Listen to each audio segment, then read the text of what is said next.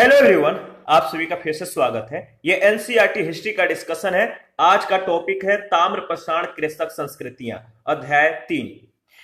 सबसे पहले विषय विस्तार के बारे में डिस्कस करेंगे, यानी इस टॉपिक अंतर्गत किन किन पॉइंट्स को कवर करेंगे। तो सबसे पहले ताम्रपाषाण युगीन बस्तियों के बारे में डिस्कस करेंगे। इसके बाद ताम्रपाषाण युग के स्थल, ताम्रपाषाण कालीन स्थल, प्रमुख ताम्रपाषाणिक संस्कृतियां, ताम्रपाषाण अवस्था का महत्व, दक्षिण भारत लौह युग, महापाषाण युगीन संस्कृतियां और समाधान विधियां, इन सभी को कवर करेंगे। सबसे पहले ताम्रपाषाण युगीन बस्तियों के बारे में डिस्कस करेंगे। तो ये धातुओं में सर्वप्रथम तांबे का प्रयोग हुआ। धातुओं में सर्वप्रथम तांबे का प्रयोग हुआ। पत्थर और तांबे के उपकरणों का साथ साथ प्रयोग होने के कारण इस संस्कृति को ताम्रपाषाणिक काल कहते हैं।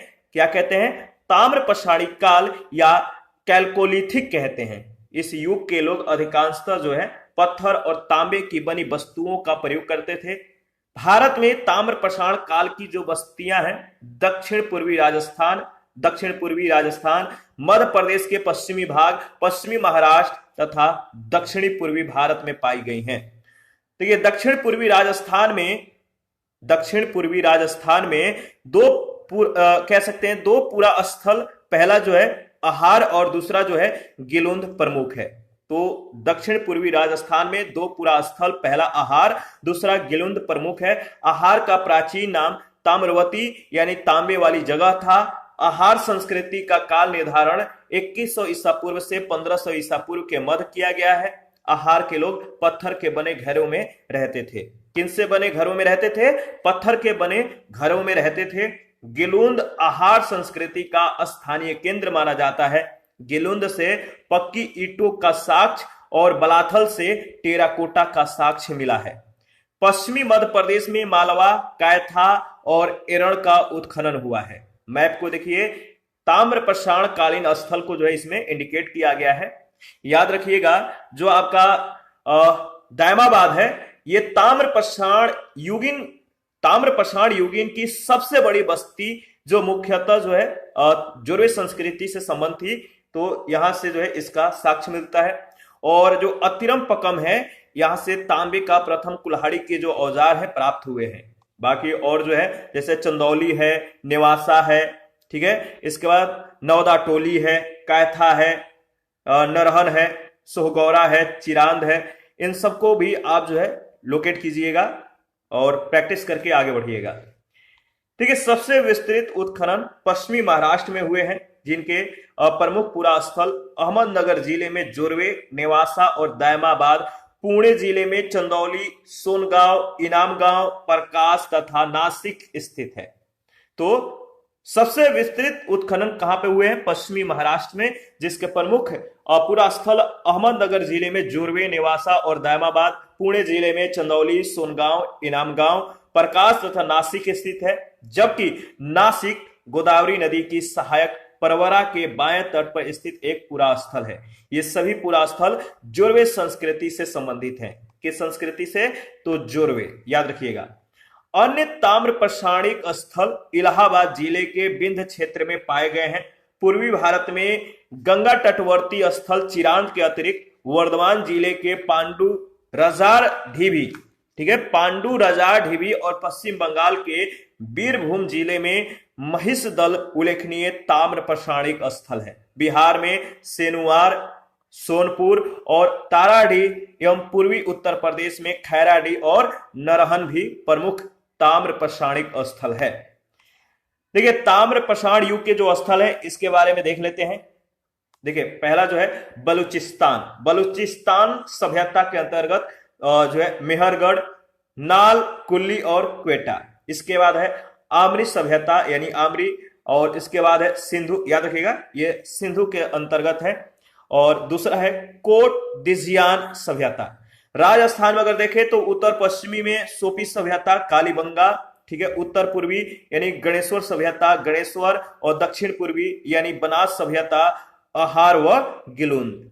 पश्चिमी महाराष्ट्र में अगर देखें तो ताम्रपाषाण युग के जो स्थल हैं पश्चिमी महाराष्ट्र में सावलदा सभ्यता और जोरवे सभ्यता। सावलदा सभ्यता जो है इनका संबंध जोरवे से है और जोरवे सभ्यता का भी संबंध जोरवे से है। इसके अंतर्गत दायमाबाद, इनाम गांव, नेवासा और सोंगावोन जो है मतलब कि इसके अंतर्गत आता है। इसके बाद है पश्चिमी मध्य प्रदेश। पश्चिमी मध्य प्रदेश में जो ताम्रपाषाण युग के स्थल हैं वो है आपका दंगवाड़ा, कैथा। इसके बाद उत्तर प्रदेश में आचार, कल्लड़, पाटरी सभ्यता, अंतरंजी खेड़ा। अंतरंजी खेड़ा जो है लाल किला सै, याद रखिएगा। इसके बाद देखिए ताम्रपाषाण कालीन जो स्थल है इसके बारे में डिस्कस करेंगे। इनका जो स्थल है किस राज्य में है और इनसे इन स्थलों से क्या साक्ष्य प्राप्त हुए हैं, तमाम पहलुओं पर भी डिस्कस करेंगे।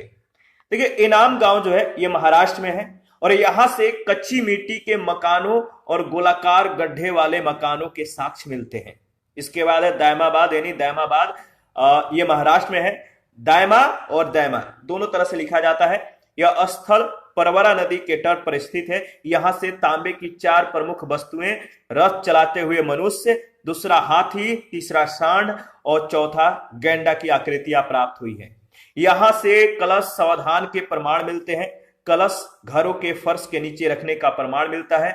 यह सबसे बड़ा ताम्रपाषाणिक स्थल है। इसके बाद है नौदा टोली, ये मध्य प्रदेश में है और इसका उत्खनन HD याद रखिएगा, बहुत ज्यादा इंपॉर्टेंट है, यहां से प्रश्न पूछे गए हैं। तो नौदा टोली का उत्खनन किसने करवाया था?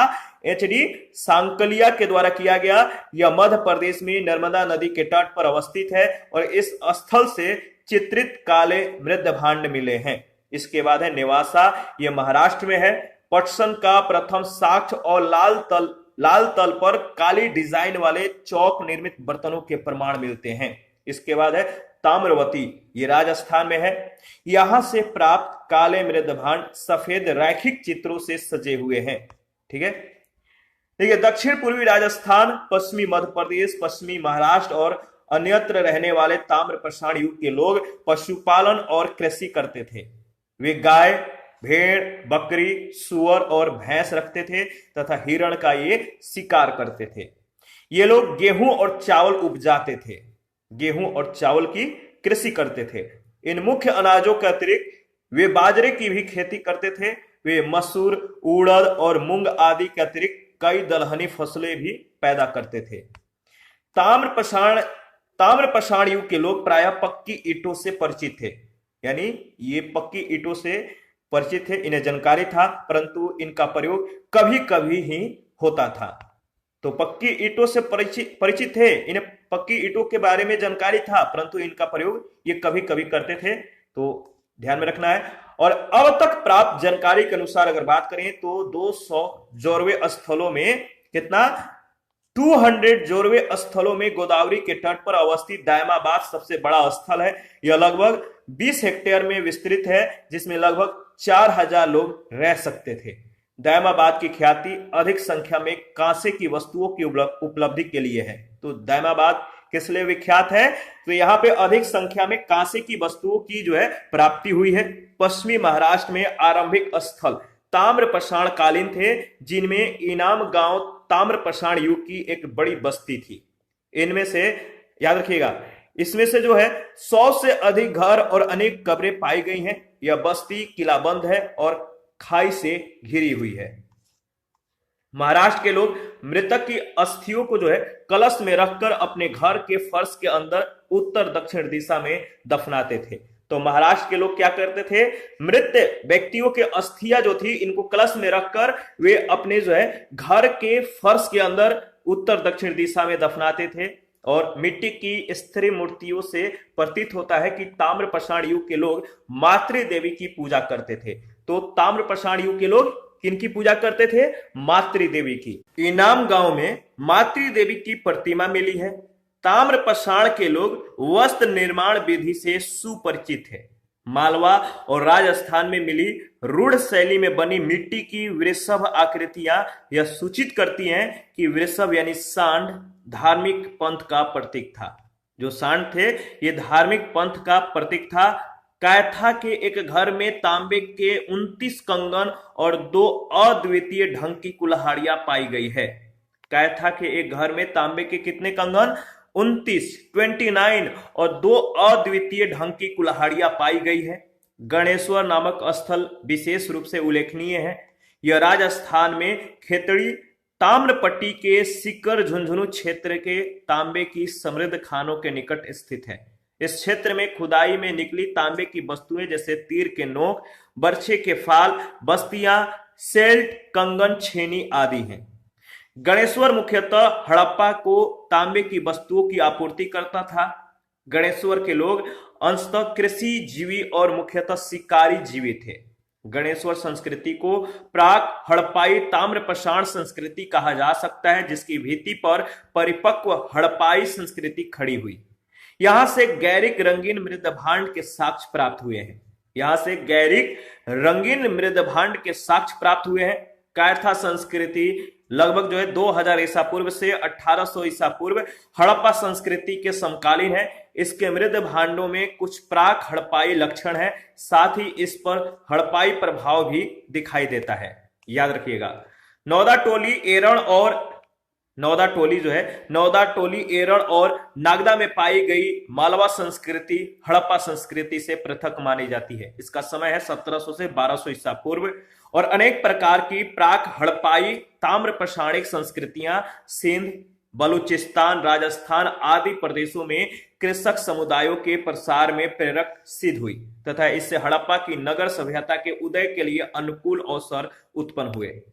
ताम्रपाषाण युग के कुछ कृषक समुदाय सिंध के बाढ़ वाले मैदानों की ओर बढ़े और काशी का तकनीकी ज्ञान प्राप्त किया और नगरों की स्थापना में ये सफल हुए। भारत के मध्य और पश्चिमी भागों में ताम्रपाषाणिक संस्कृतियां 1200 ईसा पूर्व में या 1000 ईसा पूर्व आते आते लुप्त हो गई। केवल जोरवे संस्कृति 700 ईसा पूर्व तक जीवित रही।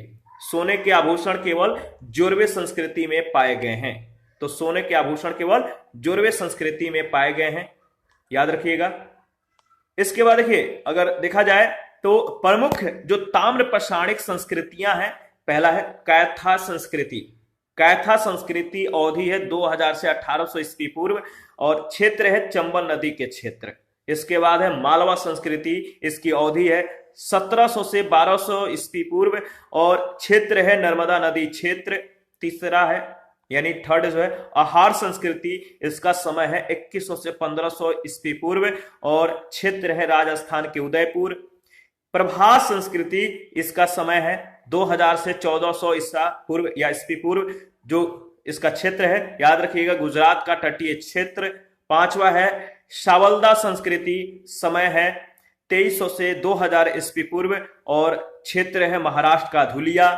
रंगपुर संस्कृति, अवधि है 1700 से 1400 ईस्वी पूर्व और क्षेत्र है गुजरात का तटीय क्षेत्र। इसके बाद है जोरवे संस्कृति और अवधि है 1400 से 700 ईस्वी पूर्व और इसका जो क्षेत्र है महाराष्ट्र का दायमाबाद व इनाम गांव। लगभग 1200 ईसा पूर्व के बाद से पश्चिमी भारत और पश्चिमी मध्य प्रदेश में ताम्रपाषाण कालीन बस्तियों के लुप्त होने का कारण वर्षा की कमी मानी जाती है।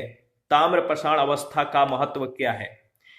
देखिए, ये लोग सूक्ष्म पाषाणों और पत्थर के अन्य औजारों के साथ साथ तांबे के भी कुछ औजारों का प्रयोग करते थे। इनमें से अधिकांश लोग तांबे को पिघलाने की कला जानते थे कि तांबे को कैसे पिघलाना है, किस तरह से किस सांचे में ढालना है। लगभग सभी ताम्रपाषाण समुदाय के लोग चाक पर बने काले और लाल मृद भांडों का प्रयोग करते थे। चित्रित मृद भांडों का सबसे पहले प्रयोग करने वाली इसी समुदाय के लोग हैं, जो खाना पकाने व खाने पीने और सामान रखने के लिए इन मृद भांडों का प्रयोग करते थे। सर्वप्रथम याद रखिएगा, सर्वप्रथम ताम्रपाषाण काल के लोगों ने ही प्रायद्वीपीय भारत में बड़े बड़े गांव बसाए। ये पश्चिमी भारत में जौ, गेहूं और मूंग तथा दक्षिणी और पूर्वी भारत में चावल पैदा करते थे तथा इनके साथ साथ मांस मछली भी ये खाते थे। मध्य प्रदेश में कैथा और एरण तथा पश्चिमी महाराष्ट्र में इनाम गांव की बस्तियां किलाबंद है। 100 की संस्कार विधियां भी भिन्न थी। महाराष्ट्र में मृतकों को उत्तर दक्षिण दिशा में रखा जाता था, किंतु दक्षिण भारत में पूरा पश्चिम दिशा में। पश्चिमी भारत में लगभग संपूर्ण स्वाधान प्रचलित था, जबकि पूर्वी भारत में आंशिक स्वाधान का प्रचलन था। ताम्रपाषाण संस्कृति मूलतः ग्रामीण संस्कृति थी। तांबा सीमित मात्रा में ही उपलब्ध रहता था। ये लोग तांबे में टीन को मिश्रित करके कांसा बनाना जानते थे। तो तांबे में टीने को मिलाकर मिश्रित करके इन्हें कांसे बनाना इनको मालूम था, जो तांबे से अधिक मजबूत और उपयोगी होता था। तो तांबे से भी ये अधिक मजबूत और उपयोगी होता था कांसा। ताम्रपाषाण युग के लोग लिखने की कला नहीं जानते थे और न ही वे नगरों में रहते थे। अधिकांश ताम्रपाषाण संस्कृतियां कालक्रम में सिंधु घाटी सभ्यता के बाद की है। ताम्र निधियां और मृद भांड अवस्था, देखिए 40 से भी अधिक ताम्र निधियां यानी ताम्र उपकरणों के जखीरे प्राप्त हुई हैं, जिनमें अंगूठी, सेल्ट, कुठारी, खड़ग, हारपून, सूल, आदमी जैसी मूर्तियां आदि वस्तुएं हैं।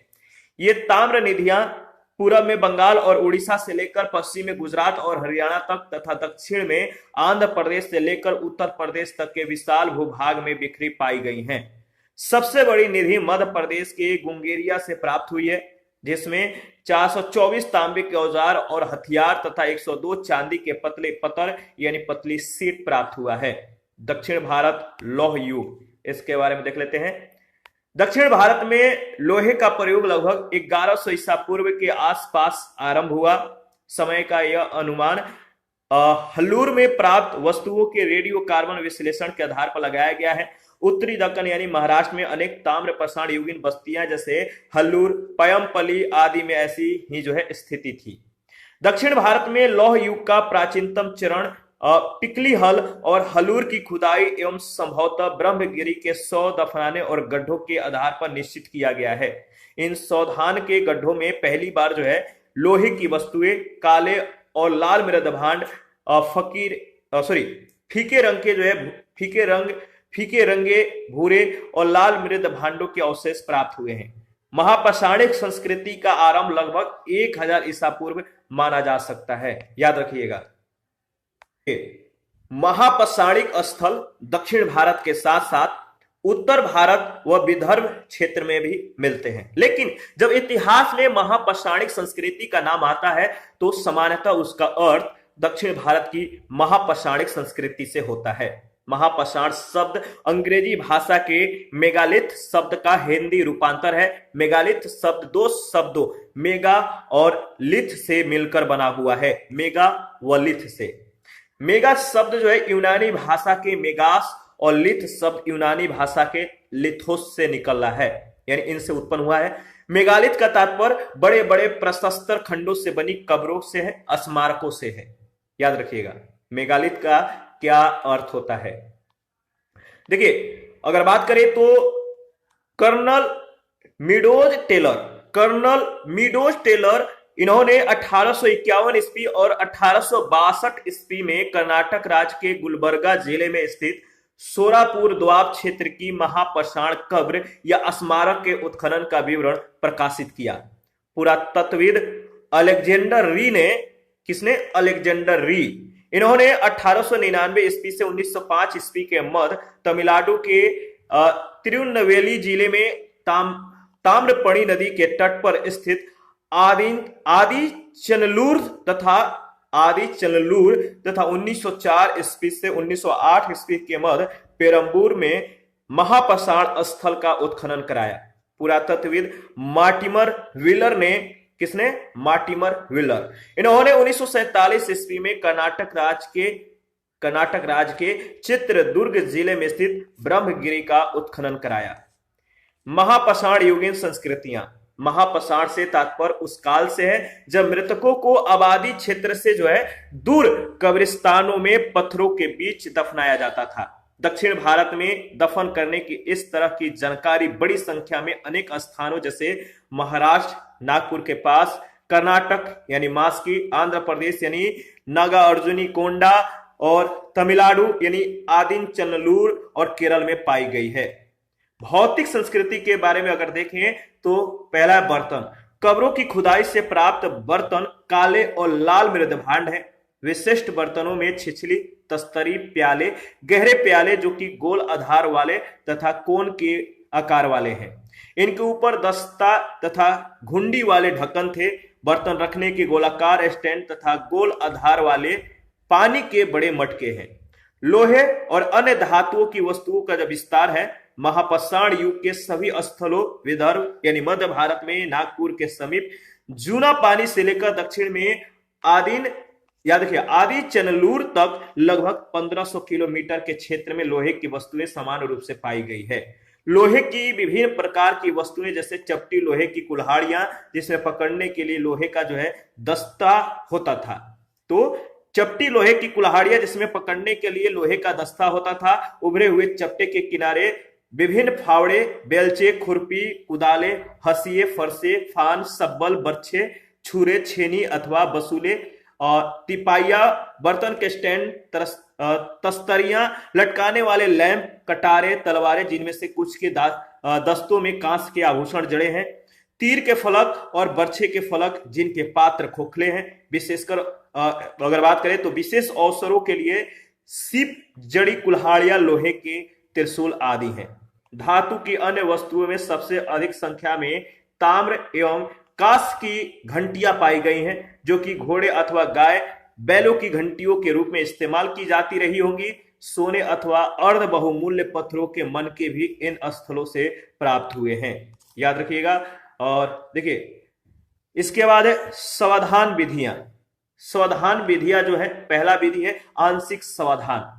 आंशिक समाधान क्या है? महापाषाण संस्कृति में अधिकांश मृतकों का आंशिक समाधान किया जाता था। आंशिक समाधान मतलब दक्षिण भारत से मिली अधिकांश कब्रों में वयस्कों की केवल कुछ चुनी हुई हड्डियों को दफनाने के जो है प्रमाण मिले हैं, इन्हें कहते हैं आंशिक समाधान। इसके बाद है पूर्ण समाधान। देखिए नागार्जुनी कोंडा, मास्की आदि चनलूर आदि से पूर्ण समाधान के उदाहरण मिले हैं। पूर्ण समाधान में मृतकों को पूर्व पश्चिम क्रम में जो है क्या किया जाता था, यानी सिर पूरब की ओर और पैर पश्चिम की ओर करके दफनाया जाता था। मृतक बच्चों को प्रायः पूर्ण रूप से बड़े बड़े घड़ों यानी कलशों में भरकर दफनाया जाता था, जिन्हें कलश समाधान भी कहा जाता था। इसके बाद है अंत्येष्टि सामग्री। अंत्येष्टि सामग्री के रूप में मिट्टी के बर्तन, लोहे के उपकरण आदि मिले हैं। अंत्येष्टि सामग्री या तो कब्र में शव के साथ रखी गई या कब्र के बाहर स्मारक के पास रखी गई है। इसके बाद इस पर आधारित जो पहला प्रश्न पूछा गया है, ताम्रपाषाणिक संस्कृति किससे कहते हैं? ताम्रपाषाणिक संस्कृति किससे कहते हैं? 4 ऑप्शन है, शुरू में ही हम लोगों ने डिस्कस किया था। ताम्रपाषाणिक संस्कृति तांबे और पत्थर के औजार का प्रयोग एक साथ यानी एक युग में जो है हुआ, उससे कहते हैं ताम्रपाषाणिक संस्कृति। सेकंड प्रश्न है, ताम्रपाषाणिक संस्कृतियां कहां कहां पाई गई हैं? ताम्रपाषाणिक संस्कृतियां कहां कहां पाई गई हैं? तो दक्षिण पूर्वी राजस्थान में, मध्य प्रदेश में पश्चिमी भाग में, ठीक है। इसके बाद महाराष्ट्र और पूर्वी भारत, यानी उपयुक्त सभी। डी ऑप्शन बिल्कुल करेक्ट ऑप्शन है। थर्ड नंबर है, ताम्रपाषाणिक बस्तियों की सबसे व्यापक खुदाई कहां हुई है?